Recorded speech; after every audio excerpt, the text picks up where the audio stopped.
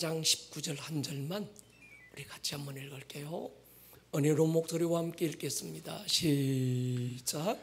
나의 하나님이 그리스도 예수 안에서 영광 가운데 그 풍성한 대로 너희 모든 쓸 것을 채우시리라. 아멘. 채우실 것입니다. 16세기 영국의 왕 헨리 8세에게 에드워드 토더라고 하는 아들이 태어났어요. 같은 날 영국 런던의 뒷골목 한 술주정뱅이 거지에게 또 아들이 태어났는데 톰 켄티라는 아들이 태어납니다. 두 소녀는 같은 날 같은 시간에 태어났지만 에드워드는 왕자의 신분으로 왕궁에 태어났고 톰은 거지의 아들로 거지 소굴에서 태어나요. 어느 날 왕궁 주변을 서성이던 이 톰을 에드워드 왕자가 발견하고 자기 왕궁으로 데려옵니다. 이 두 소년이 처음 서로를 만났을 때 깜짝 놀랐습니다. 닮아도 이렇게 닮을 수가 없는 거예요. 평소에 왕궁 생활을 동경했던 톰과 왕궁 생활의 지루함을 느끼고 한참 뛰어놀고 싶었던 이 에드워드 왕자가 서로의 옷을 바꿔 입고 에드워드는 왕궁 밖으로 나가서 거지 소굴로 들어가 거지로 살게 되고 톰은 왕자의 옷을 입고 왕궁에서 왕자의 신분으로 살게 됩니다. 그러면서 겪게 되는 여러 가지 해프닝들, 아이들의 시각에서 극적 반전을 일으키며 전개되는 마크 트웨인이 썼던 명작 동화 왕자와 거지의 줄거리가 그렇습니다. 세상에는 두 종류의 그리스도인이 존재하는 것 같아요. 거지가 왕자가 된 그리스도인, 또 하나 왕자인데 거지로 살고 있는 그리스도인. 주님이 제게 물으세요. 이 목사, 너는 둘 중 어떤 사람이니?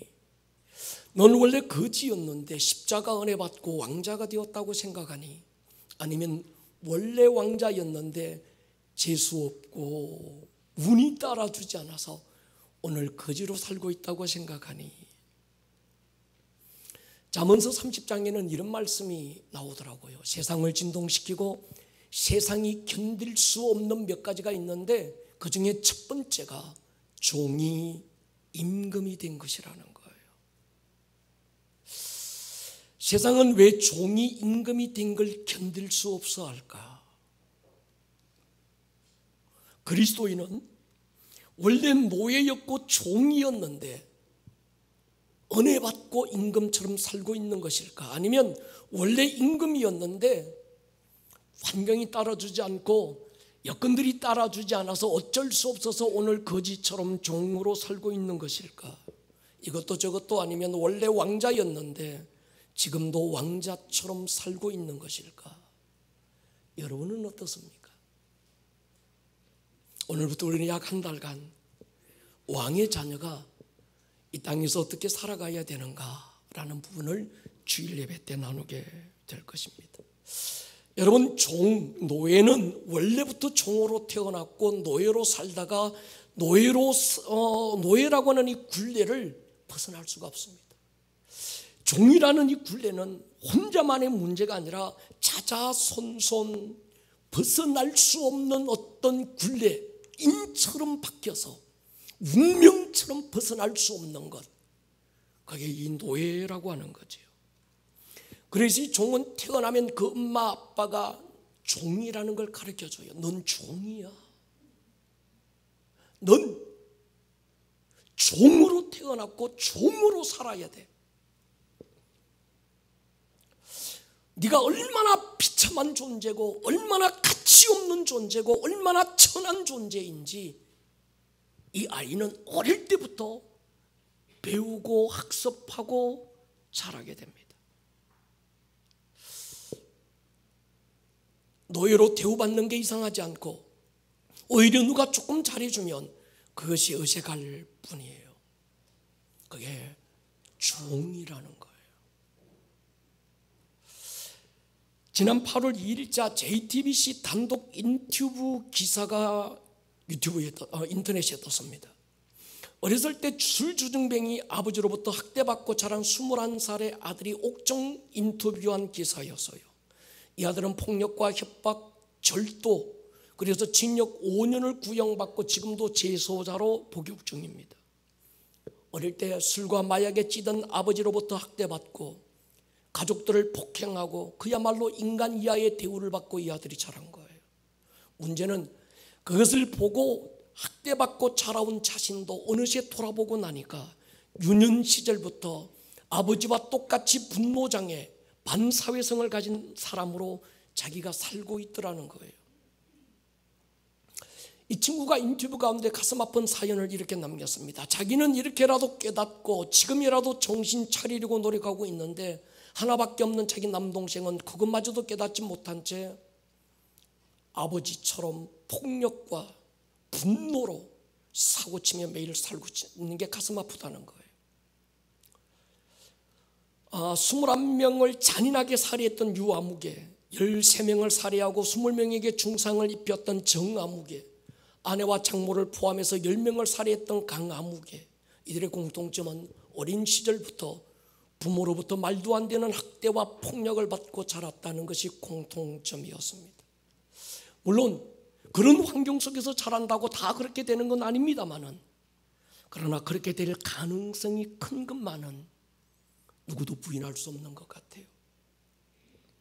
이런 생각을 해봤습니다. 60만 이스라엘을 약속된 땅 가나안으로 이끌고 가야 될 모세, 하나님께서 그냥 노예의 아들로 노예처럼 숨겨서 살도록 할 수도 있었는데 왜 하나님께서 태어나자마자 이 모세를 바로의 왕궁으로 보내서 왕자의 신분으로, 그리고 왕자처럼 대우받고 왕자처럼 살게 하신 이유가 무엇일까? 아시는 대로 모세의 출생 배경이 있습니다. 이스라엘 백성들이 바로의 고역과 학대를 이기지 못하고 하나님께 부르짖게 되지요.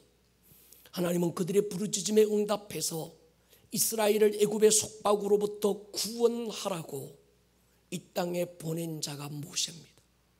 그래서 모세는 처음 태어날 때부터 이 사명을 가지고 태어났고 이 사명의 부르심 속에 모세가 살게 됩니다. 200만 이스라엘 백성들을 노예에서 건져내서 가나안으로 이끌고 가야 될 모세가 만약에 노예의 신분으로 노예 근성을 가지고 노예 취급받고 그 노예라고 하는 인이 절절히 박힌 채 자랐다면 어떻게 됐을까? 패배의식, 결핍의식, 궁핍의식, 이 노예로 물든 이 사람은 여러분 좋은 리더가 되기는 참 안 된다는 거 아니고 어렵다라는 거예요. 우리가 지난 에베소서에서 한참을 물으면서 강조한 게 두 가지입니다. 하나는 선십이고 하나는 킹십이었어요. 교회가 도대체 뭐냐? 킹십. 하나님이 지으신 만물 안에서 교회는 어떤 위치에 있는 존재인가? 교회는 만물을 충만케 하시는 하나님의 충만함이고 만물은 교회를 통해서 회복되고 온전해진다는 걸 우리는 배웠습니다. 두 번째, 내가 누구냐? 선십. 그래서 저는 날마다 물었어요. 우리가 누굽니까? 누구죠? 하나님의 그 자녀들이 도대체 뭐 하는 사람들입니까? 나는 어떤 존재로 디자인됐고 창조됐는가? 우리는 어쩌다가 가다가 보니 하다가 보니 어쩌다가 태어난 존재가 아니라는 걸 말씀드렸어요. 우리는 처음부터 다스리는 장으로 왕으로 계획되었고 창조되었음을 에베소서는 우리에게 밝혔습니다. 에베소서 1장에 보면 창세 전에 하늘에 속한 모든 신령한 복을 다 쏟아 부으셔서 사랑 가운데 하나님의 기쁘신 뜻을 위하여, 그 뜻이 뭡니까? 하나님 그분의 영광 안에 우리도 함께 동장시킬 자로 우리를 계획하셨고 그렇게 창조하셨다는 거였습니다. 할렐루야. 이것이 은혜의 경륜이고 비밀의 경륜이라고 말씀을 드렸어요. 우리는 처음부터 거지였고 거지의 운명이었는데 어쩌다가 은혜 받고 예수 잘 만나서 왕자가 된 게 아니죠. 우리는 처음부터 왕자였습니다. 다만 형수 하와라가 보이스피싱을 당한 거예요. 형 아담이 마귀라고 하는 사기꾼에게 사기를 당한 거예요. 그래서 하나님께서 주셨던 그 아담에게 주셨던 그 놀라운 기업들이 부도나기 시작한 거예요. 그러나 그렇다고 할지라도 우리의 어떠함과는 상관없이 하나님 앞에서 우리는 그 계획이 변하지 않았고 그 뜻이 변하지 않았고 우리는 변함없는 그분의 자녀입니다. 요한복음 17장에서 예수님은 그렇게 기도 가운데 확정했어요. 하나님 아버지여, 창세전에 나와 아버지가 함께 누렸던 그 영광을 저들도 내 안에서 아버지와 함께 하나가 돼서 그 영광을 누리게 하여 주십시오. 할렐루야. 저는 그렇게 믿습니다. 정체성이 상황을 이긴다고 믿어요. 그 사람이 가진 정체성이 어떤 상황도 넘을 수 있는 힘이 있다고 믿습니다. 내가 나를 누구로 알고 있느냐가 굉장히 중요합니다. 내가 나를 왕자로 알고 있느냐 아니면 거지로 알고 있느냐. 거지로 알고 있는 사람은 자기가 왕자로 대우받는 게 부담스러워요. 그러나 스스로를 왕자로 여기고 있는 사람은 누군가가 나를 거지로 대우하는 게 이상한 거예요. 그걸 용납할 수가 없는 거예요. 여러분은 왕자입니다. 누가 여러분들을 왕자가 아닌 공주가 아닌 누가 여러분들을 어떤 노예로 종으로 대우하는 걸 이상하게 여기십시오. 용납하지 마십시오. 나는 그런 대우를 받을 자가 아니라는 걸 천명하셔야 합니다. 할렐루야. 그리고 여러분 스스로도 여러분을 그렇게 대우하지 마세요. 여러분은 그런 대우를 받아도 될 만한 사람이 아닙니다. 이건 여러분들이 배운 지식과 상관없는 겁니다. 여러분들이 어떤 집에서 살고 어떤 환경 속에 살고 있는 나의 어떠함과는 아무 상관없는 겁니다. 하나님이 처음부터 여러분들을 왕자로 디자인하셨고, 할렐루야, 지금도 하나님은 변함없는 주님의 자녀로 우리를 부르고 계신다는 거예요. 첫 계명, 하나님을 사랑하는 거죠. 두 번째 계명은 이웃을 사랑하라는 게 아닙니다. 물론 있지만 그 전에 자기를 사랑하라는 거예요. 내 이웃을 내 몸처럼 사랑해라. 내 몸을 사랑하는 것 이상을 뛰어넘을 수 없는 거예요. 그래서 종처럼 대우받고 자기를 종으로 생각하는 사람은 다른 사람도 종처럼 여겨요. 막대하는 거예요.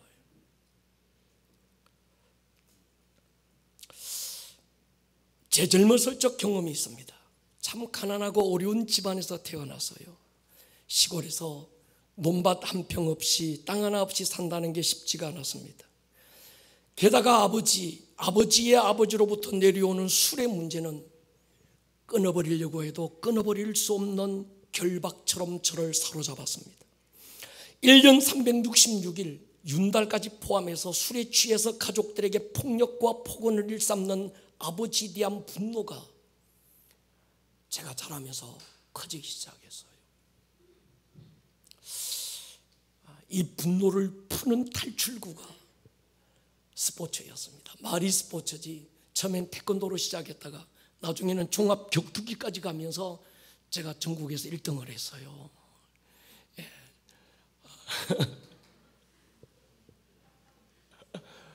참 그럴 수밖에 없는 게 시합하려고 링 위에 올라가면 그냥 시합하러 올라간 게 아니라 그냥 죽으려고 하는 사람 같더래요. 누가 꿈이 뭐냐 물으면 화부터 났습니다. 꿈이 뭔지를 생각해 볼 여유가 없었습니다. 중학교 때 운동장에서 하늘을 떠가는 비행기를 한참 바라보고 있는데 지나가시던 선생님이 효봉아, 네가 나중에 어른이 되면 저 비행기 타고 세계를 다닐 거야.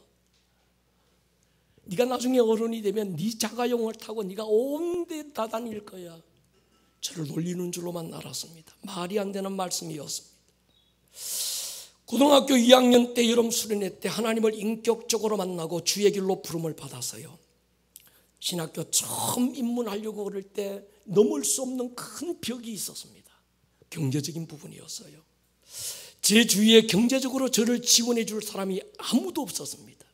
결국은 신학의 길을 포기해야 되겠다. 모든 걸 접고 있을 때 고향교회 집사님 한 분, 중고등부 부장 집사님인데 옛날 그때 구마고속도로가 막 나올 때 그때 그 도로공사 소장이었어요. 이분이 저를 아시고 신학교 졸업할 때까지 경제적인 스폰서가 되어주시겠다고 저를 찾아왔습니다. 기도해 보겠다고 말씀드리고 밤새 기도하고 생각하다가 결국은 거절하고 말았습니다. 자존심 문제가 아니었습니다. 제 안에는 그 큰 사랑을 받아도 될 자격이 내게 없다는 것뿐이었습니다. 근데 문제는 그 다음부터였습니다. 그 집사님을 만나면 두려워지기 시작하는 거예요. 한 번은 화장실 앞에서 만났는데 나도 모르게 인사도 못하고 막 도망쳐 나왔습니다. 교회 가면 그 집사님이 계신가 안 계신가 그것부터 살피기 시작했어요. 도움받은 게 하나도 없었습니다. 이런 일은 한동안 계속됐습니다. 목사가 되고 20대 후반에 교회를 개척하기 시작했을 때입니다. 80세가 넘은 권사님 한 분이 교회에 계셨어요. 이분이 연세가 많으셔서 귀가 어두워서 늘 싸구려 보청기를 귀에 꼽고 계셔서, 그런데 그 얼굴은 언제나 천사 같았어요. 이분의 아들이 운수업을 하셨는데 이 권사님에게 아들이 한 달 용돈 5만 원을 꼭 지어주셨어요. 그러면 이 권사님은 11조 떼어오고 감상금 떼어놓고 마지막으로 누런 봉투에 10,000원짜리 하나를 넣어서 꼬깃꼬깃 주머니 넣고 계시다가 아무도 없을 때 제 손에 살짝 쥐어주셨어요. 그분의 집이 작은 빌라였는데 바로 저희 집 윗집에 있었어요. 그래서 아이들이 어릴 때 그 집에 자주 놀러 갔습니다. 문제는 그 다음부터였어요. 권사님 댁에 가도 제가 마음이 편치 않았습니다. 그 권사님 마주하는 게 힘든 거예요. 처음 교회를 개척할 때 주변의 노예에서 아니면 선후배들이 이 목사님 당신이 개척했는데 우리가 재정적인 지원을 하겠다고 여기저기서 많은 손님끼리 왔어요. 근데 그걸 거절했어요. 전부 거절하고 아내와 저는 하나님이 안 주시면 굶어 죽자. 그리고 그때 29살의 교회가 처음 시작이 됐었더랬습니다. 덕분에 만몬의 영으로부터는 자유로울 수 있었던 것 같아요. 그런데 이런 부분들이 목회 현장 속에서 계속되면서 더 힘든 게 뭔가 하면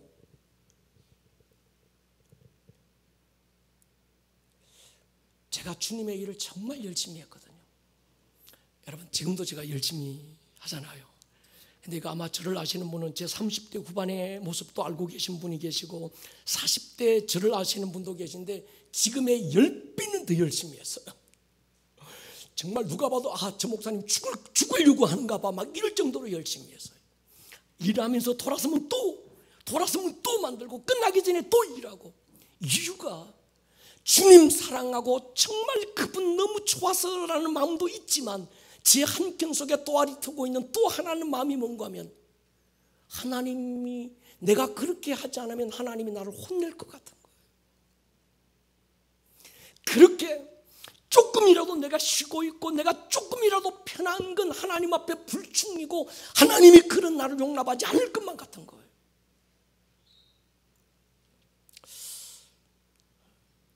더 큰 문제는 십자가 사랑이 깊게 다가오지 않았어요.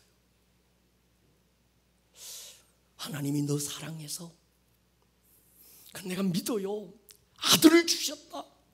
어긋진 나무 토막에 아들을 걸어놓고 가슴을 찢고 피를 쏟아주셔서 너에 대한 내 사랑이 이렇다라고 얘기해 주셨는데 내가 믿고 그걸 경험했지만 그것이 내 안에 그대로 막 이게 내 안에서 이게 용납이 잘 안 되는 거예요. 돌아볼 때 난 그럴 자격이 없는 것 같아. 그런 사랑을 받을 만한 존재가 못 되는 것 같은 거예요.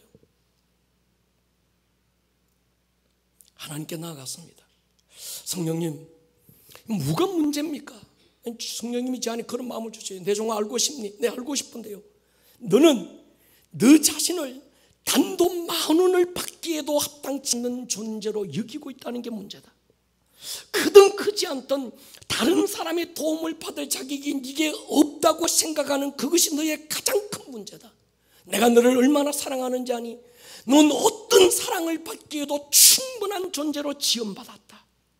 넌 처음부터 나의 사랑을 전부로 받기에 합당한 존재로 계획되고 창조됐어. 내가 너를 사랑하는 것만큼 너도 네 자신을 사랑했으면 좋겠어. 그때부터 달라지기 시작했습니다. 하나님은 나를 사랑하시는데 내가 무엇을 해서 나를 사랑하시는 것이 아니고 나의 어떠함 때문에 하나님이 나를 사랑하시는 게 아니라 그냥 나를 사랑하시는 거예요. 아멘입니까? 그냥 나를 사랑하시기로, 그냥 그렇게 사랑하시기로 그분이 결정하셨고, 그렇게 사랑 가운데 나를 창조하셨고, 그 기쁘신 뜻대로 나를 그렇게 디자인하셨고, 처음부터 나를 그런 존재로 하나님은 보고 계신다는 거예요. 여러분, 오해 없기를 바랍니다. 하나님이 여러분의 어떠함 때문에 여러분을 더 사랑한다든지, 아니면 어떤 때문에 하나님이 여러분들을 덜 사랑한다든지 그런 게 아니라는 거예요. 아멘입니까? 우리는 그것과는 아무 상관없이 처음부터 하나님의 사랑의 대상으로 계획되었고 창조되었습니다. 제 자신을 보는 시각이 달라지기 시작했습니다. 깊이 들여다보니까 제 안에 나를 거지로 여기고 있고 노예로 여기고 있는 이 근성이 어둠에게 문을 열어주고 있었습니다. 소유를 위해서 사는 사람이 있고요, 소유가 나를 위해서 사는 사람이 있어요. 소유나 존재 나의 문제이기도 하지만 어떤 사람은 집을 위해서 살아.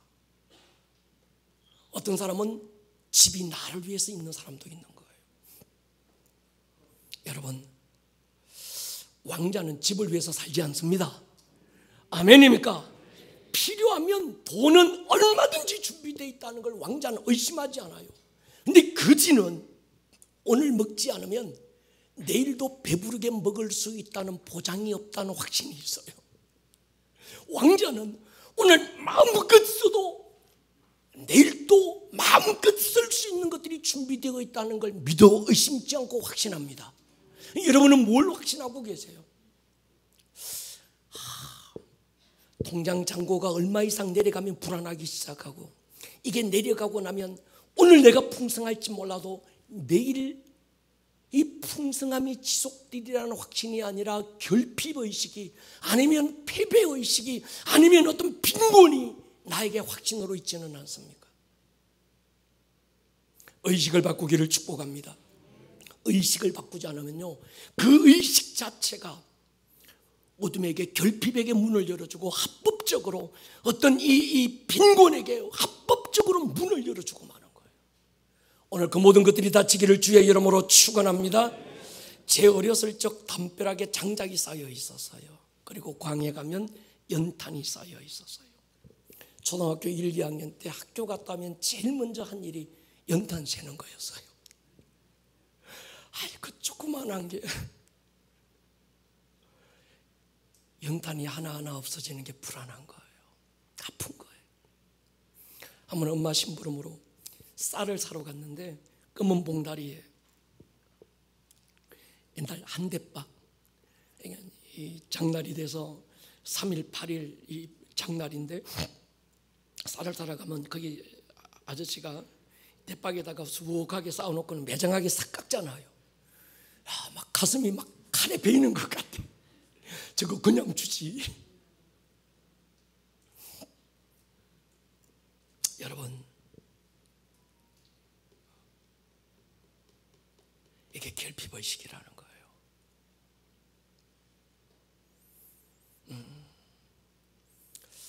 내일이 불안해. 뭐 먹지, 뭐 마시지, 뭐 입지. 왕자는 그거 걱정하지 않습니다. 오늘 빌립보 4장 19절 보세요. 나의 하나님이 그리스도 예수 안에서 영광 가운데, 키워드가 이겁니다. 영광 가운데 그 풍성한 대로, 여기서 그 영광과 그 풍성함은 나의 풍성함이 아니고 나의 필요가 아니라 그리스도 예수 안에 있는 영광, 아멘입니까? 그리스도 예수 안에 있는 풍성함을 말하는 거예요. 하나님은 우리의 쓸 것을 채우시는데 나의 필요를 따라 오늘 내가 요만큼 필요하면 내 작은 조막손으로 하나님께서 지어주시는 것이 아니라 하나님의 큰 손으로 채우신다는 거예요. 할렐루야. 내 필요, 내 능력이 아니라 나의 요구가 아니라 하나님의 영광, 그리스도 예수 안에 있는 그분의 영광과 그분의 풍성함으로 우리를 채우신다. 믿음으로 취할 수 있기를 주의 이름으로 축원합니다. 이 이야기는 비단 저만의 이야기가 아니었습니다. 아버지에게 두 아들이 있었어요. 이 이야기의 주인공은 둘째 아들 돌탕이가 아닙니다. 처음 이야기의 시작이 이렇게 돼서 발단이 됐습니다. 당시 스스로를 나는 맏아들이야, 나는 정말 선택된 백성이고 선민이고 난 아버지 집의 맏이야. 그래서 스스로는 한 번도 아버지를 떠난 적이 없고 한 번도 나는 아버지의 명을 어긴 적이 없는 난 신실한 아들이야. 근데 다른 사람들은 보면 다 죄인인 거예요. 어떤 사람은 도둑질하고 사기치고 간음하고 다 죄인인 거예요. 그렇게 여기고 있던 이 바리새인과 서기관들이 예수님께서 자기들이 천박하게 보고 정죄하고 손가락질하는 그 죄인들과 함께 먹고 함께 마시고 그들과 지내는 모습을 보고 속으로 분노하기 시작하면서 예수님을 판단하기 시작했어요. 이 모습을 아신 주님께서 그들 들으라고 비유로 하신 말씀이 일명 탕자의 이야기라고 하는 이 이야기입니다. 아시는 대로 하루는 이 아들, 둘째 아들이 아버지 곁을 떠나요. 그리고 호랑방탕하게 지내다가 아버지께 돌아오지요. 아버지는 너무 좋아서 큰 잔치 베풀고 살찐 송아지 잡고 새 옷 입히고 새 신발 신기고 가락지 끼워서 여전히 너는 내 아들이고 상속자임을 선포합니다. 죽었던 아들, 잃었던 아들이 돌아왔다. 오늘 너의 모습이 어떠하든 너의 과거가 어떠하든 그것과는 전혀 상관없이 넌 변함없는 내 아들로 태어났고 변함없이 오늘도 너는 내 사랑하는 아들이다 천명해 주셨습니다. 여러분 여기서 보시면 이 이야기의 스토리는 이 돌탕이가 아닙니다. 여러분 이야기를 소설이나 어떤 영화나 이 전개되다 보면 주인공이 중간에 없어지는 데는 없습니다. 누가 주인공입니까? 시작부터 시작해서 마지막까지 살아있는 게 주인공이에요.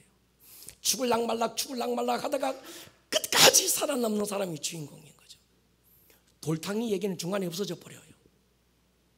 그리고 마지막 이야기의 마무리는 아버지와 큰아들과의 이야기입니다. 이 큰아들이 종들과 함께 들에서 일하다가 돌아옵니다. 근데 동네 어귀에서부터 큰 잔치 소리가 들려서 종을 먼저 보내요. 그래 알고 보니까 자기 집에서 자기가 그렇게 아주 정죄하던 그 아들이, 동생이 돌아와서 아버지가 이러이러했다는 말을 듣게 됩니다. 그러자 이 큰아들이 잔치 자리에 배석도 하지 않아요. 이 아들을 본 아버지가 달려나와서 아들에게 이렇게 말합니다. 먼저 아들이 그렇게 얘기하죠.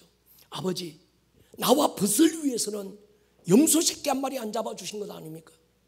내가 언제 아버지의 명을 어긴 적이 어디 있고 내가 언제 아버지를 위해서 일하는 일에 내가 게을렀던 적이 어디 있습니까? 지금까지 아버지의 명을 한 번도 어기지 않고 절대적으로 순종하며 내가 아버지를 숨기고 여기까지 왔습니다. 쇠가 빠지도록 했습니다. 그런데 나와 벗을 위해서는 염소 새끼 한 마리 안 잡아주신 아버지께서 저 아들이 아버지께 돌아오니까 염소가 아니라 송아지를 잡았습니까? 그때 아버지가 하신 말씀이 있어요. 아버지가 이해가 안 되는 거예요. 아들아, 누가 언제 너에게 쇠가 빠지게 종처럼 일하고 한 적이 어디 있니? 내 것이다 네 것 아니니? 나에게 있는 전부가 너를 위한 거고 너를 위한 준비됨이 아니니? 이 아들 안에 아버지 집에 살면서도 어쩌면 그 맞이는 저처럼 거지 근성으로, 노예 근성으로 아들로 태어났고 아들로 살면서도 여전히 노예처럼 살고 있는 그 주님의 아픔이 이 이야기로 전해졌으리라고 저는 확신합니다. 오늘 우리의 모습일지 모르겠습니다. 하나님은 우리 아버지고 그분은 창조주고 하늘과 땅의 모든 것이 아버지라고 말하면서도 나도 모르는 사이에 난 원래 거지였는데, 난 원래 노예였어. 이게 내 운명이었고 굴레처럼 벗어날 수 없는 나였는데 어쩌다가 십자가 은혜 받고 난 왕자 공주가 된겨. 이 의식이 오늘 공주고 왕자라는 것보다 내 주변에 거지근성이, 결핍의식이, 어떤 빈곤의식이 마치 그렇게 사는 게 당연하고 없이 사는 게 마치 지극히 당연한 것처럼 생각하는 그 이 결핍의식을 통해서 어둠에게 문을 열어주고 있는 건 아닌지 살피셔야 합니다. 여러분, 우리는 처음부터 왕자였습니다.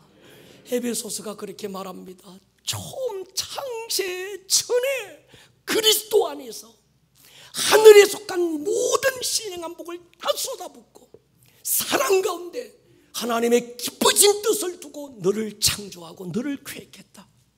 여러분의 실제임을 아시기를 주의 이름으로 축원합니다. 그러므로 여러분, 우리 아버지는 무한대입니다. 여러분, 무한대에 100을 더한다고 뭐 더 있고 무한대에 1000억을 뺀다고 뭐가 조금 아쉽고 그런 거 없습니다. 무한대는 무한대입니다. 할렐루야. 넉넉하신 아버지가 우리 아버지인 것을 믿으십시오.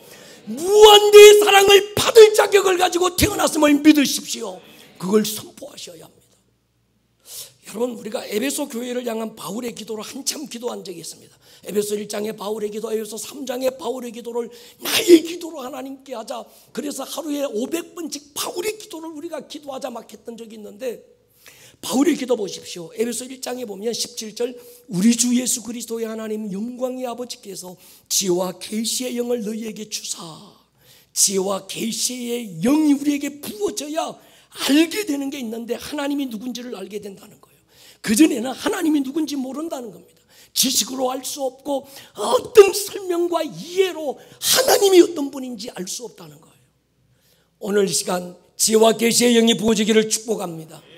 또 하나 바울이 기도했던 게 있어요. 마음의 눈을 밝혀주십시오. 육체의 시각 말고 시력 말고 마음의 눈.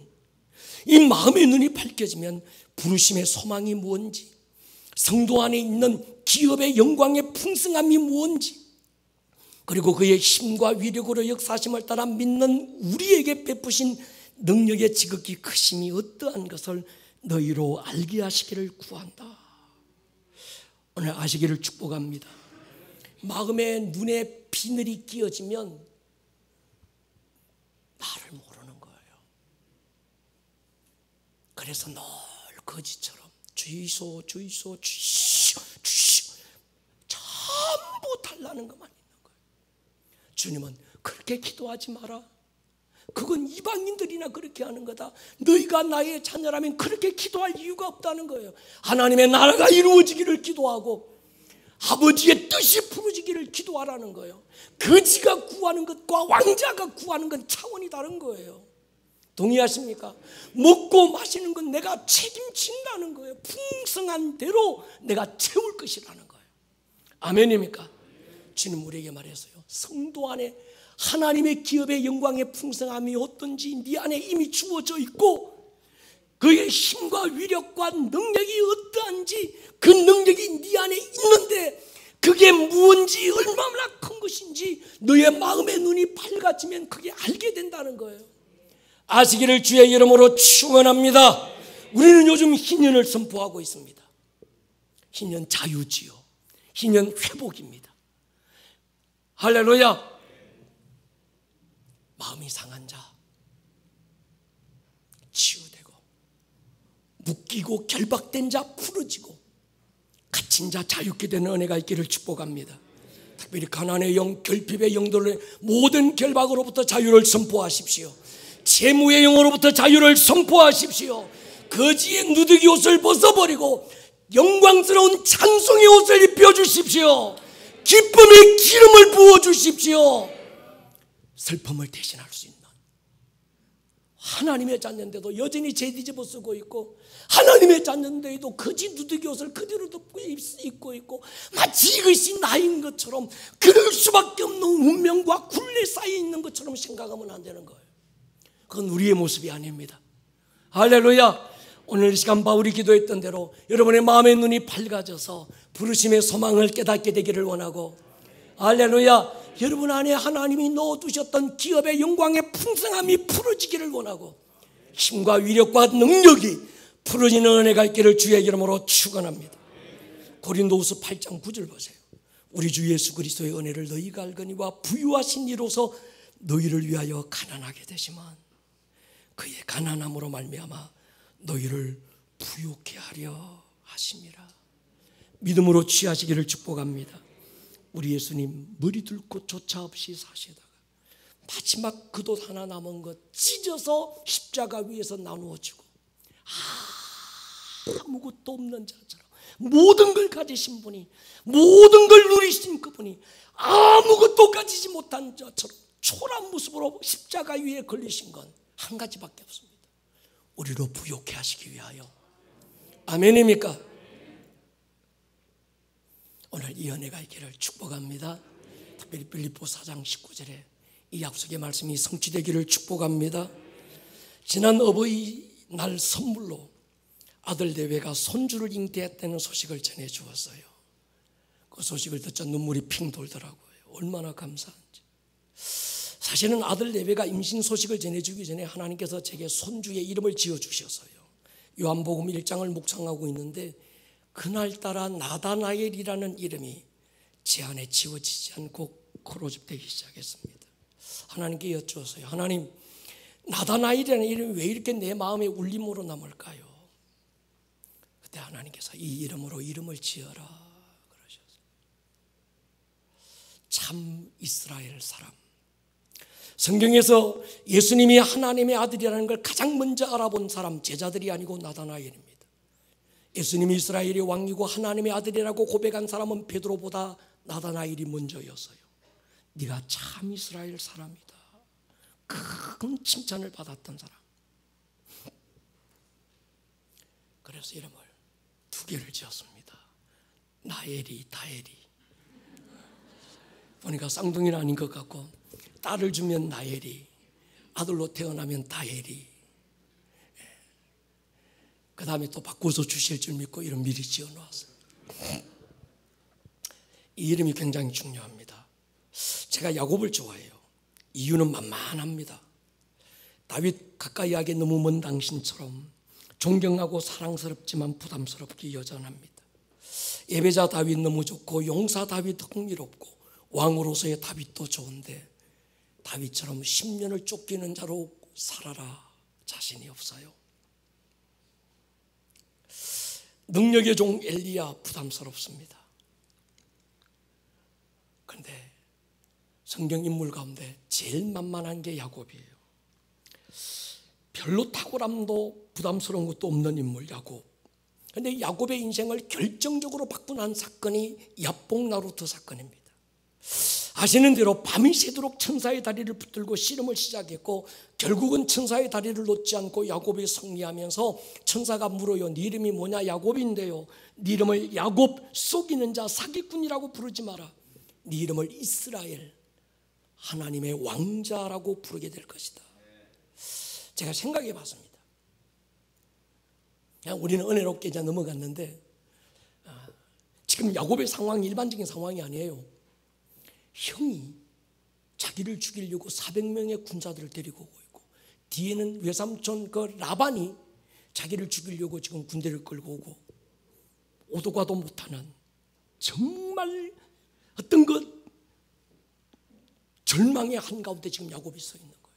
그래서 마지막으로 하나님을 붙들고 승부해 보려고 천사 다리 잡고 지금 씨름하는 겁니다. 어떤 상황이 또 여기서 어떤 결과를 보지 못하면 안 되는 거예요. 그래서 환도뼈가 위골이 되더라도 천사의 다리를 놓지 않고 나를 축복하십시오. 그러면 당신 다리 놓을 수 없습니다. 몸부림을 치는데 제가 이해가 안 된 게 그까지는 좋았는데 하나가 있었어요. 이름을 바꿔준 게 전부예요.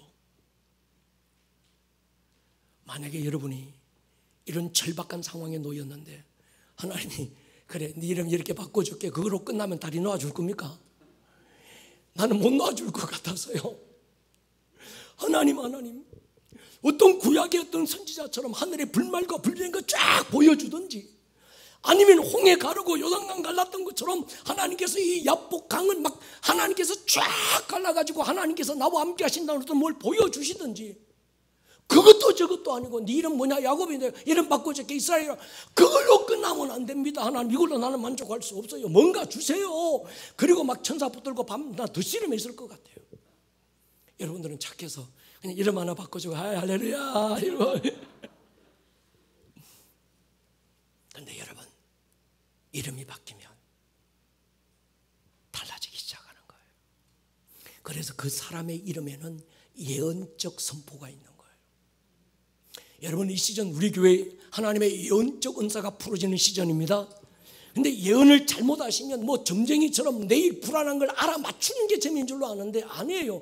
성경이 말하는 예언은 하나님께서 그 사람 안에 자기도 모르고 도무지 덮이고 이런저런 그의 어떠함 때문에 가려져서 보이지 않는, 자기도 알지 못하는, 그러나 하나님께서 그 사람 안에 넣어두신 어떤 그 아름다움, 그 어떤 소중함, 그 보배로운 것이 있는데 이게 가려져서 덮여져서 상처받고 굳은 살처럼 막 이게 딱딱하게 거북이 덩처럼 막 그 가려져서 안 보이는 걸, 이게 바로 당신의 안에 이게 있습니다. 끄집어내주는 게 예언입니다. 별로 안 좋으시나 보네. 지금 하나님께서 야곱에게 예언적 선포를 해주신 거예요. 야곱아, 넌 속이는 자가 아니야. 네 안에는 이런 아름다움이 있어. 그 이름으로 끄집어내주는 거예요. 여러분, 아브라함이 아브라함으로 불려지고 자기도 그렇게 인식하고 불러져야 하나님의 사명을 감당할 수 있는 거예요. 사례가 사라라는 이름으로 바뀌어지고 그렇게 불려지고 그렇게 인식되어져야 사라의 사명을 감당할 수 있는 거예요. 아멘입니까? 시몬이 베드로로 불려지고 스스로 안에 감추어져 있는 반석 같은 하나님의 아름다움이 드러나야, 그래야 베드로로서의 사명을 감당할 수 있는 거예요. 우리 교회 여러분, 오봉산 자락에 갇혀져서 가두어져서 이름도 없고 빛도 없고 잘 모르는 교회 같지만, 여러분, 우리 교회 예사로운 교회 아닙니다. 아멘입니까? 땅끝 이스라엘, 수직적인 땅끝 우리의 다음 세대, 이들의 하나님의 나라를 세울 교회입니다. 엔타임 때 주님 다시 오실 시온의 대로를 열 신부된 교회인 줄 믿습니다. 특별히 우리의 다음 세대들이 다윗의 세대로 일어나고 예배의 세대로 일어나서 엔타임의 주도적 역할을 할 교회가 우리 교회인 줄로 믿습니다. 그리고 이 시즌에 우리 성도들 안에 무엇보다 우리 자신에 대한 인식을 바꾸셔야 합니다. 난 거지였는데 그저 십자가 은혜 받고 난 할렐루야 하나님의 자녀 됐어, 이거 아닙니다. 그냥 그건 하와가 보이스피싱 당해서 그런 거예요. 일시적으로. 동의하십니까?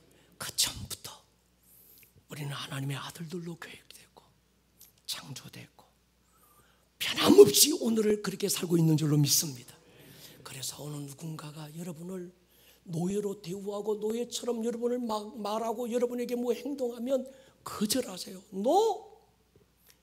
노할 때는 노하세요. 난 당신에게 그런 대우를 받을 존재가 아닙니다.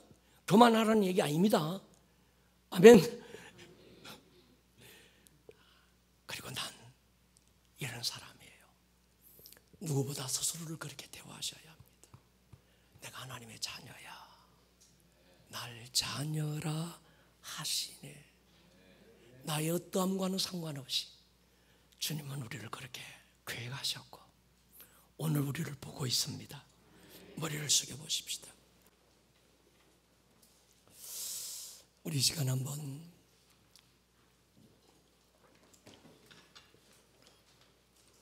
기도하십시다.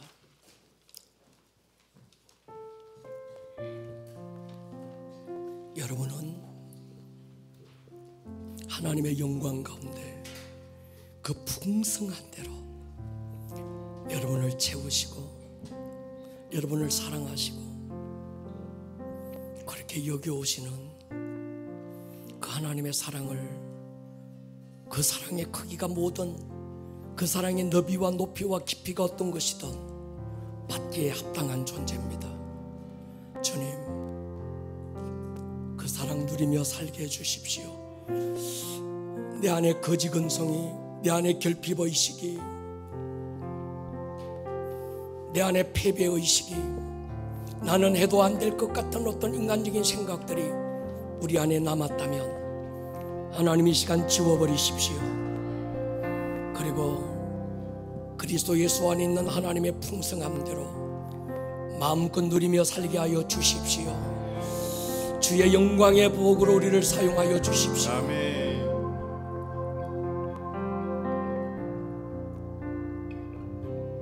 나를 밝히는 주의 멜로디, 그 노래 날 감싸네. 원수로부터 나를 건지사 모든 두려움 사라져. 모태로부터 나를 택하여 내 이름을 부르네. 주의 자녀로 다시 태어나 예수 보혈을 두려움에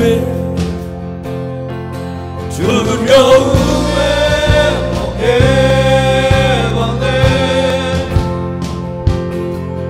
난 주의 자녀라. 두려움에 해방돼. 난 주의 자녀라. 두려움에 멍에가 벗겨지기를 축복합니다. 불안과 염려와 절망이, 결핍과 가난과 빈곤이 떠나가기를 선포합니다. 두려움에 멍해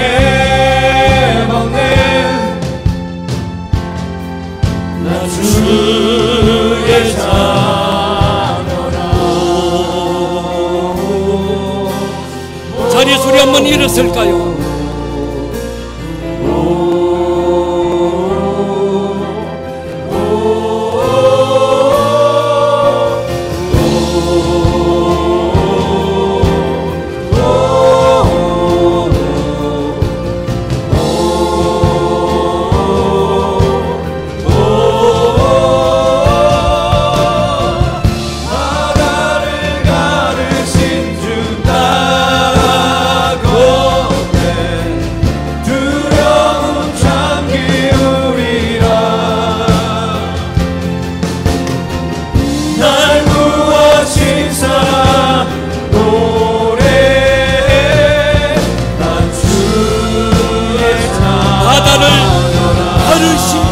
바다를 것입니다.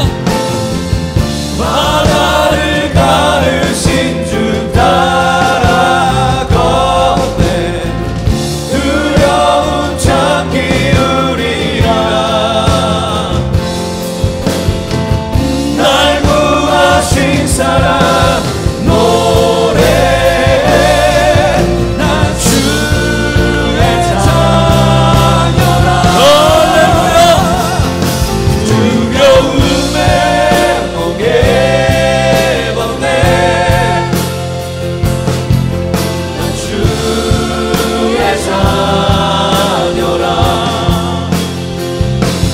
두려움에 목에 벗네.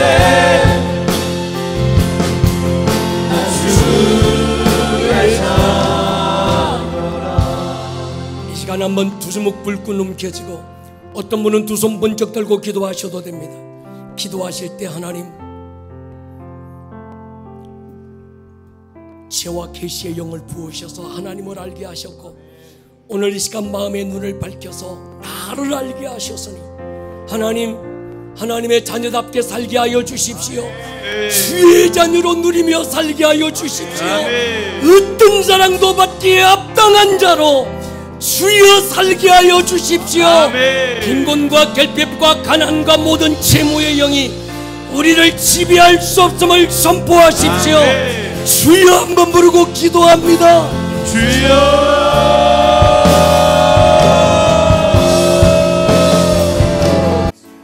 오늘 들었던 이 말씀이 듣는 말씀에서 끝나지 않고 여러분들의 삶에 살아내는 말씀으로 생명력 있는 말씀이 될 수 있기를 주님의 이름으로 다시 한번 축복합니다. 온 하늘